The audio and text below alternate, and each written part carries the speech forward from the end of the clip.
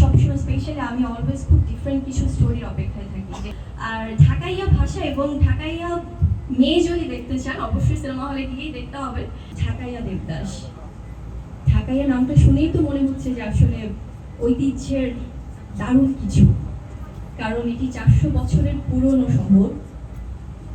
এই সিনেমাটির যিনি পরিচালক সম্মানিত জাহিদ হোসেন ভাইয়া ঢাকা শহরের আমি বলবো আর্কাইভ, আসলে যার কাছে ইচ অ্যান্ড এভরিথিং সব ইনফরমেশন আছে। এবং এত বিজ্ঞ একজন পরিচালক যখন কোনো পরিচালনায় থাকেন তখন আসলে বুঝতে বাকি থাকে না যে সিনেমাটি কেমন হবে।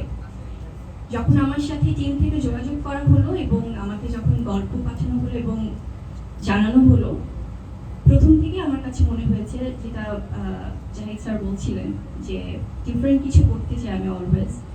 সো আমার কাছে মনে হলো যে গল্পটি সেরকম, because I am super blessed two B the part of this beautiful project. কারণ এই ধরনের হেরিটেজ, এই ধরনের রিচুয়াল, এই ধরনের হিস্ট্রি নিয়ে কাজ করাটা আমাদের জন্য অনেক সৌভাগ্যর।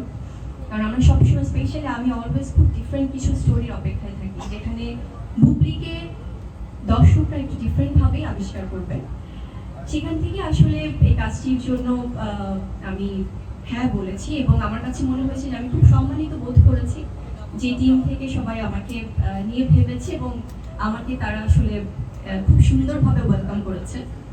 এই সিনেমাটির সাথে যারা সম্পৃক্ত, স্পেশালি আমাদের রেসপেক্টেড প্রডিউসার আমাদের জাহাঙ্গীর ভাইয়া আছেন, মাহবুব ভাইয়া আছেন, রাজু ভাইয়া আছেন, যারা যারা এখানে সবাই আসলে এটা তো ইটস আ টিম।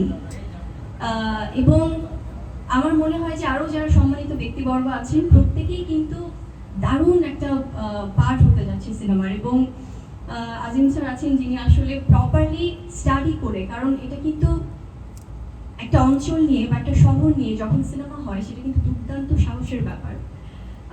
সো সেখানে যখন প্রপার রিসার্চ নিয়ে কাজটা করা হয় আনন্দ আরও দ্বিগুণ কাজ করে।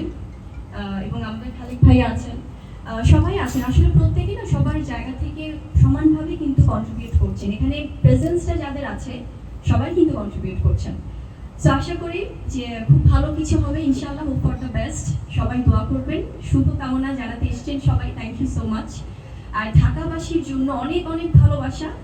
আর ঢাকাইয়া ভাষা এবং ঢাকাইয়া মেয়ে যদি দেখতে চান অবশ্যই সিনেমা হলে গিয়েই দেখতে হবে।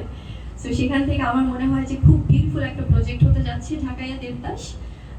ঢাকা শহর, ঢাকার ইতিহাস সব কিছু নিয়েই আমরা আসলে চমৎকার একটি প্রজেক্ট উপহার দিতে যাচ্ছি দর্শকদের জন্য।